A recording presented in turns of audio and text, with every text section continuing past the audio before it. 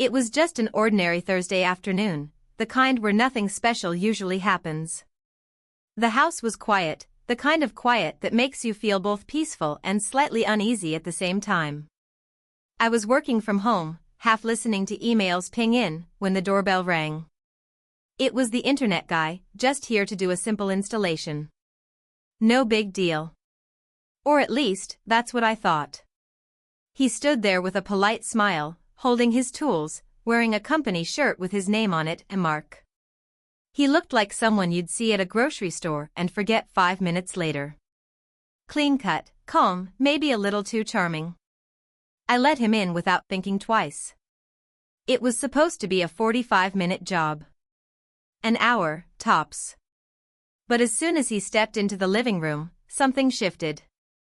Not in a loud or obvious way, but in that quiet, creeping sort of way that only becomes clear when you look back. At first, it was the usual small talk, how slow the internet had been, how old the wiring was in this part of town. But then his questions started getting a little more personal. Not rude, just curious. Where's your husband? Working late? Do you live here alone? It could have been harmless, maybe he was just trying to be friendly. But something about his tone, the way he lingered in his pauses, didn't sit right. Still, I brushed it off. I mean, he was just doing his job, right? The hours passed, and the simple installation turned into a drawn-out process. He said the connection wasn't stable, that he needed to check the router again and again. By the time the sun started to set, I realized he'd been in my house for nearly 3 hours. And oddly, I hadn't asked him to leave. That's the part that haunts me the most. I didn't stop him. I didn't say no. There was something about him that felt familiar yet strange, like he knew more about me than he should have. And when he finally packed up his things and stood at the door, he didn't say goodbye. He said, "I'll be around." Just like that. With a slight smirk and eyes that didn't match the smile. I shut the door behind him and tried to shake it off. But something was already unsettled inside me. Something had been left behind, something I couldn't quite name. Days passed, and I kept thinking about that visit. Why did I feel watched? Why did I feel guilty? What happened after that still makes my stomach twist. I wish I could go back and not open that door. Because he didn't just install the internet. He changed everything. And if I had known what was coming next, I never would have let him in. But by the time I realized it, it was already too late. The next morning, I woke up with this strange feeling in my chest, tight, like something wasn't right. I tried to carry on with my routine, made coffee, scrolled through my phone, but I kept thinking about Mark. His words echoed in my head, "I'll be around." It shouldn't have meant anything. But it did. There was something about the way he said it, like it was more of a warning than a casual goodbye. Later that day, I noticed my living room window was slightly open. I was sure I hadn't left it that way. I closed it quickly and tried to convince myself I was being paranoid. But then my dog, who usually never barks, started growling at the hallway around midnight. It made me freeze. There was nothing there when I checked, just silence and shadows. Still, my instincts were starting to scream at me, and I couldn't ignore them anymore. I decided to call the internet company the next morning. Just to ask about him, to settle my nerves. When I gave his name, the woman on the phone paused. She asked me to hold. After a few moments, she came back and said, "Ma'am, we don't have anyone named Mark assigned to your area yesterday." "Are you sure that's who came?"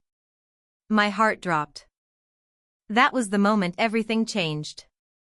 I hung up, hands trembling, and looked around my house with a new kind of fear.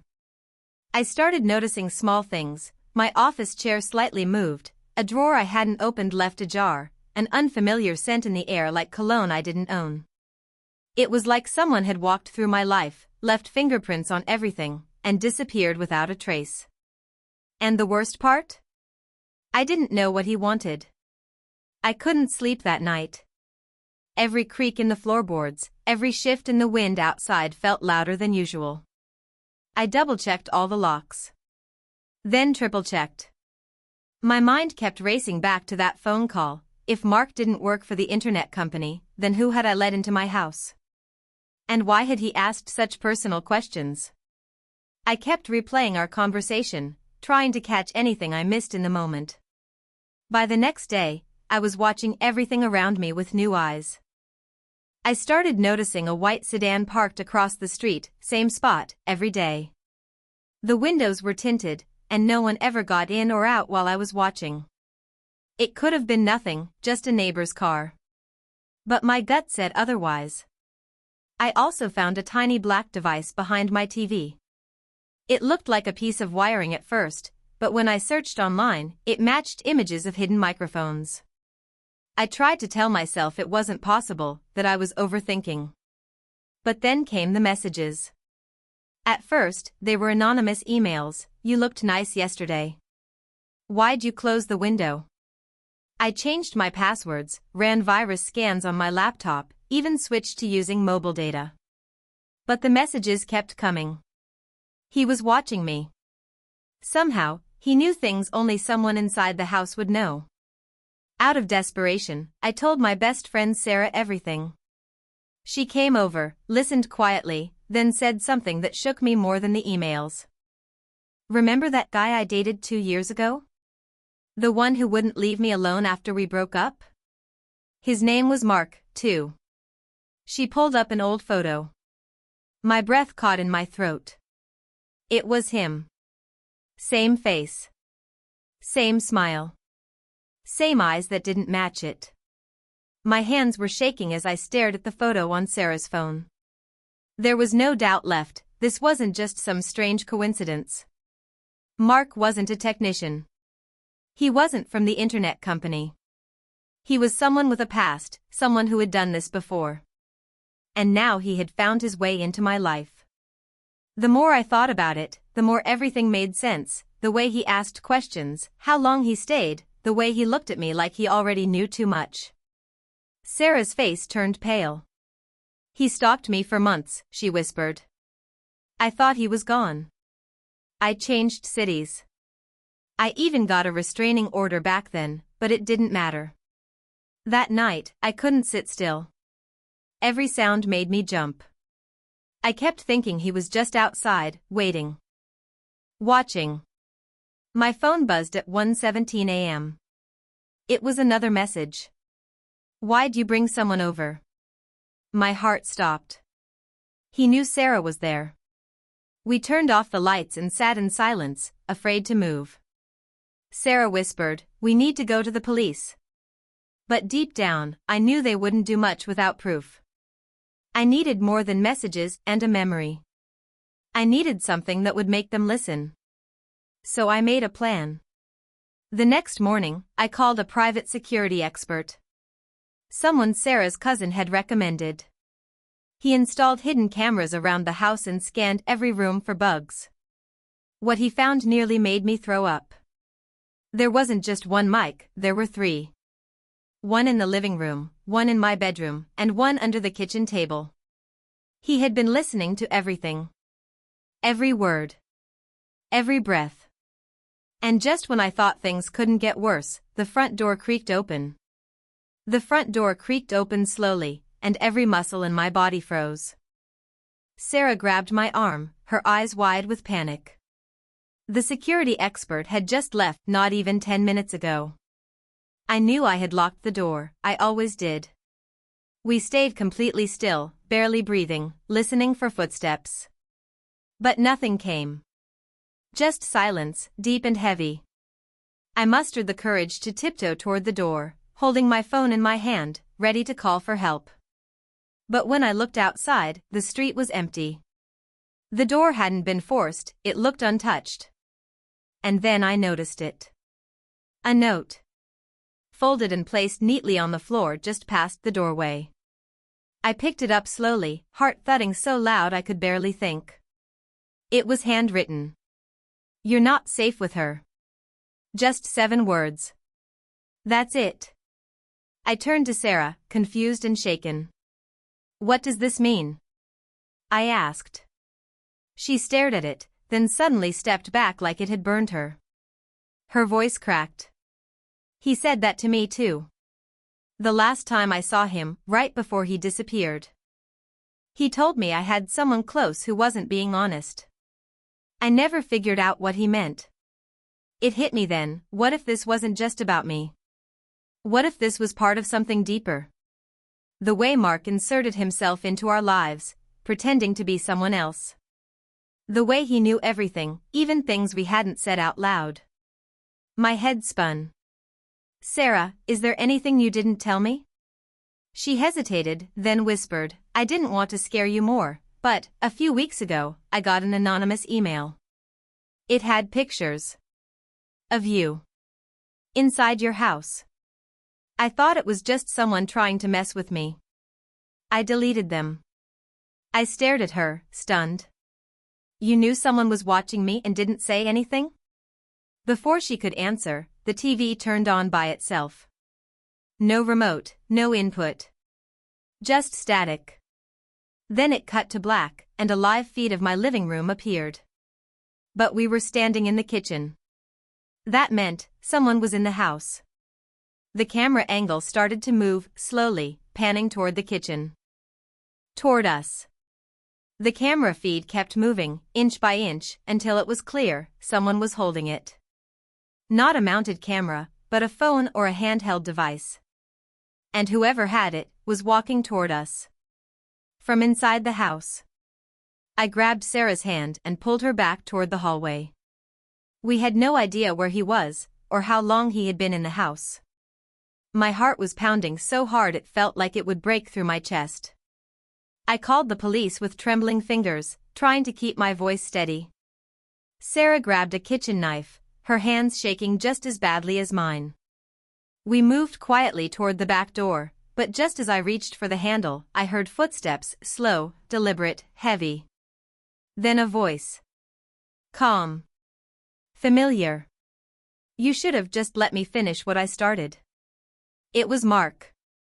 He stepped into view, holding something in his hand, a small black device that looked like a remote. His face was calm, almost emotionless, like this was just another day for him. I yelled that the police were on the way. He didn't flinch. I know, he said. They always are. Suddenly, flashing lights lit up the windows, sirens blaring outside. Mark turned to run, but Sarah was faster than I'd ever seen her move. She slammed the pantry door into him, knocking the device from his hand. I lunged for it and hit the first button I saw, not knowing what it did. All at once, the TV feed vanished, and the devices around the house went dead. A signal jammer. That's how he was controlling everything. The police broke down the door seconds later. They tackled Mark to the ground as he tried to escape through the back. It was over. Or so I thought. Later, after giving our statements, I sat on the edge of my bed, still trying to catch my breath. That's when I saw it, tucked behind my nightstand. A small envelope with my name written in careful handwriting. Inside was a single photo. Me, sleeping. And on the back, a note, it was never about the internet. That's when I realized, Mark wasn't working alone. That photo haunted me more than anything else.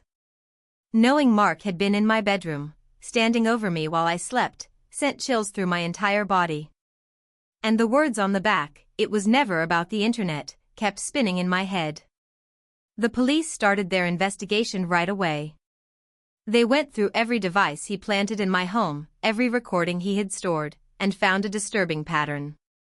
I wasn't the only one. There were other women. Different cities. All with eerily similar stories, fake installations, long visits, personal questions, and then, silence before things turned dark. But the real twist came days later when Sarah got a call. They had traced a second phone number tied to Mark's activity. It belonged to a woman. Not just any woman, someone who used to work at the same tech company he once did before getting fired. And it turned out, she had been feeding him personal data. Addresses, routines, even photos taken from social media accounts. It was how he always seemed to know so much, how he got in so easily. Sarah and I were shaken, but we stayed strong. We testified. We worked with authorities to help other victims step forward. Slowly, the pieces began to fall into place. Mark and this woman had been running this twisted game for years, using fake IDs, burner phones, and knowledge of home networks to manipulate people. But now, the truth was out. Months passed. I installed a new security system, moved to a new apartment, and finally started sleeping through the night. Sarah and I stayed closer than ever, actually. We never forgot what happened, but we didn't let it define us either. Life eventually found a new rhythm. Sometimes, I still think about the day Mark showed up, just a man with a toolbox and a fake smile. I wish I had never let him in. But now, I share my story not to scare people, but to remind them to trust their gut. Stay alert. Ask questions. Because sometimes, danger doesn't knock loudly, it comes in quietly, pretending to fix your internet. And in my case, I'll never forget how one unexpected visit turned into the biggest regret of my life.